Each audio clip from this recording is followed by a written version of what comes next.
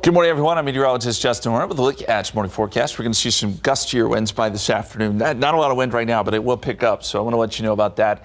Breezy by this evening if you have evening plans, but all in all, pretty nice day. Temperatures will be up into the low 80s, 82, 83 here in San Antonio, some mid 80s as you get down to the south and west, and right around 80 in the hill country. We do have to mention, though, there is a pretty significant fire threat out west with relative humidities, and that's what you're looking at here, below 20%.